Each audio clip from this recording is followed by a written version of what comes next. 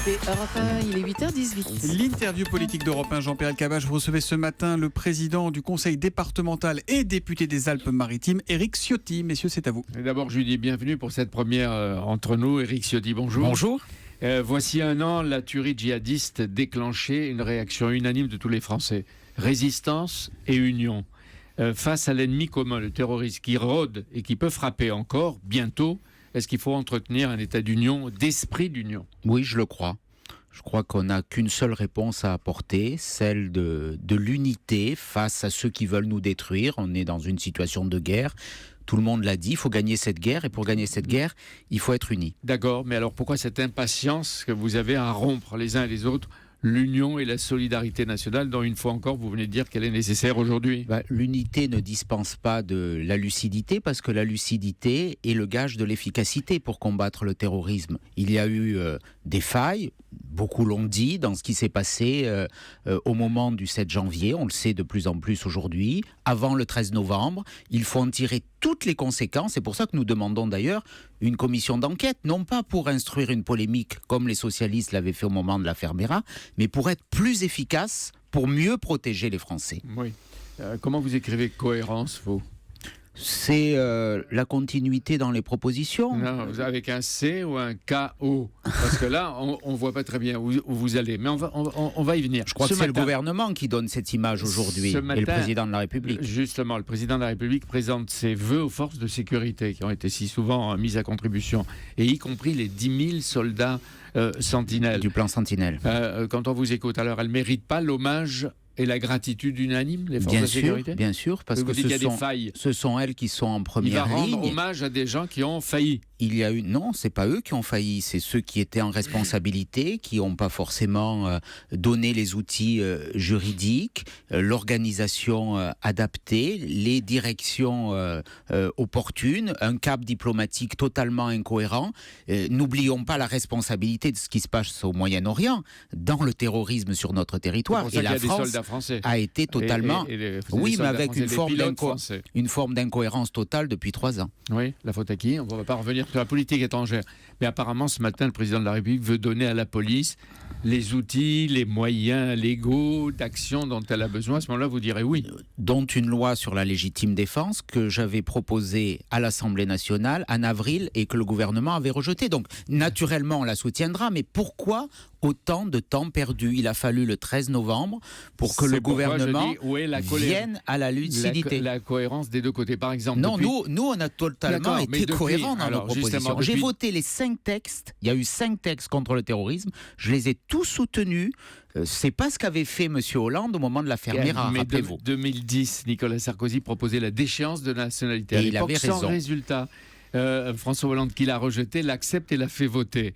Vous, maintenant, vous n'en voulez pas. Où est la cohérence ? Non, nous la voulons. Moi, j'ai dit très clairement que je la voterai. Et c'est ce qu'a dit hier le bureau politique de notre famille politique, à une écrasante majorité.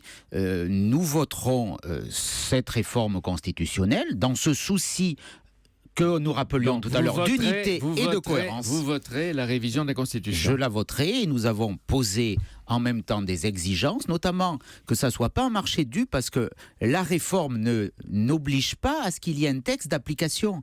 Si on veut la déchéance, il faut qu'en même temps soit votée la loi qui permettra qu'elle rentre concrètement dans les faits. C'est ça l'important. Donc, en dépit du fait que Nicolas Sarkozy recommandait un oui, mais un oui sous condition, on peut voir lesquelles, etc., vous voterez la révision de la Constitution. Vous avez dit à l'unanimité, il n'y avait pas François Fillon, il était absent, et Alain Juppé a fini par voter oui.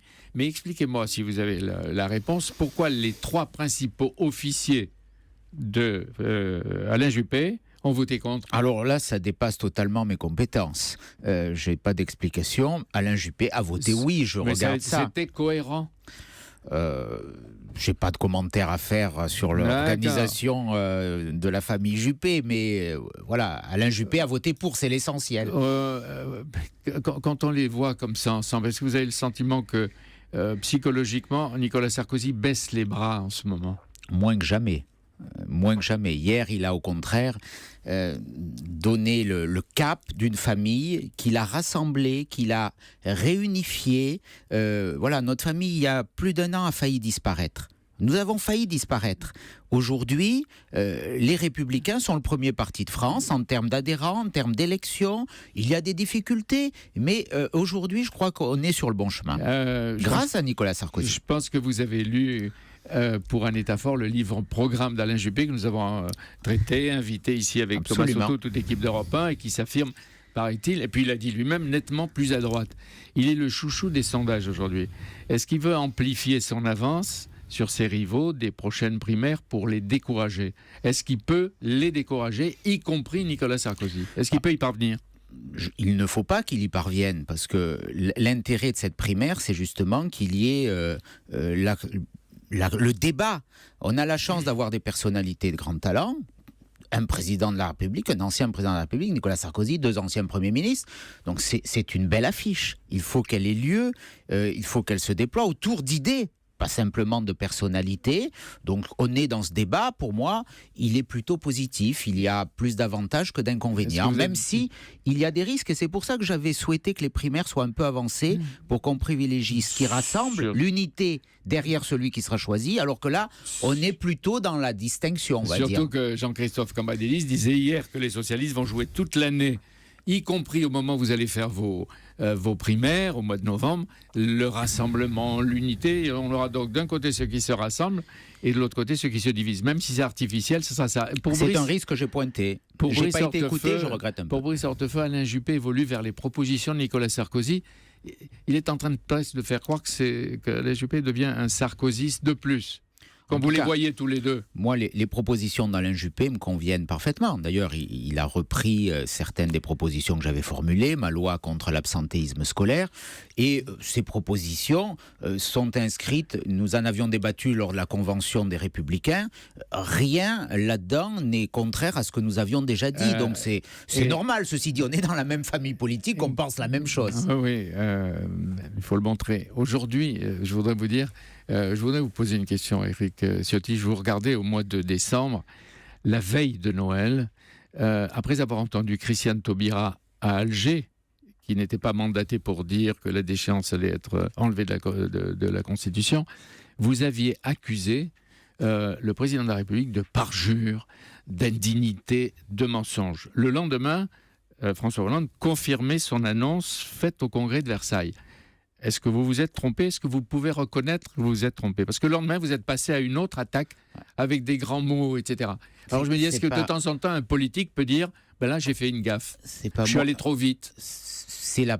À tout le moins, c'est la garde des Sceaux qui est allée trop vite, parce qu'elle est en responsabilité. Oui, mais vous attaquez à ce moment-là, ça m'est égal, mais c'est sur le principe, le fonctionnement de politique responsable. Je suis un parlementaire de l'opposition, j'écoute un des principaux ministres du gouvernement, qui est en charge de porter cette réforme constitutionnelle, qui la critique depuis l'étranger, qu'il dit qu'elle n'aura pas lieu. Mais votre attaque, elle ne porte pas sur elle, elle va porter sur elle. Sur la méthode. Sur le lendemain. Est-ce que quelquefois, la langue de Éric Ciotti, elle ne va pas plus vite que son cerveau?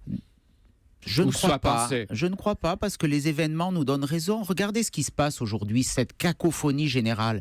Depuis Alger, on ne sait pas quelle est la ligne du gouvernement.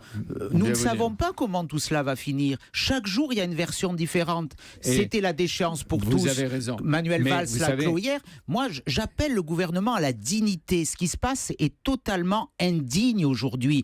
On est dans un climat de terrorisme, de menace maximale, et le gouvernement et M. Hollande joue à des calculs politiciens. C'est médiocre, c'est dangereux, c'est irresponsable. Voyez, il fallait vite retrouver les grands mots, les grandes formules. C'est vrai, essayer d'en finir tous avec les querelles interminables sur des sujets virtuels. Dernière chose. Ça, c'est la démocratie aussi. Heureusement qu'il y a ce débat. Manuel Valls vient de prévoir et de promettre en 2017 le chômage va baisser, dit-il. Il dit le chômage baissera. Est-ce que vous croyez aux prophéties, vous ?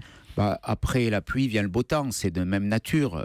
Ce qui est sûr, c'est que la croissance est toujours très faible en France, que de nouveaux nuages s'annoncent, on voit ce qui se passe en Chine cette nuit, et que donc la France n'aura eu aucune phase de croissance. Il va y avoir, paraît-il, quand on lit, on entend l'état d'urgence économique avec des mesures qui décoiffent. On voit le subterfuge, 500 000 chômeurs qui seront sortis des listes pour obtenir virtuellement et fictivement l'inversion de la courbe. Mais tout ça, c'est de la politique politique politicienne encore, Pour les- et c'est pas l'efficacité. Oui, ça va très vite. Ça va très vite. Et il faut faire attention que l'opposition n'ait pas une diligence de retard, M. Ciotti. Hein. Nous n'en aurons pas, je vous rassure. Merci d'être Nous aurons venu. un train beaucoup. d'avance. Merci Eric Ciotti d'être venu en direct sur Europe 1 ce matin. Demain matin, c'est François Mitterrand qui sera votre invité, Jean-Pierre Elkabbach. Si on peut dire, d'une certaine façon, certaine on entendra manière. sa voix et un certain nombre de principes et sa personnalité apparaîtra également. À demain, 8h20.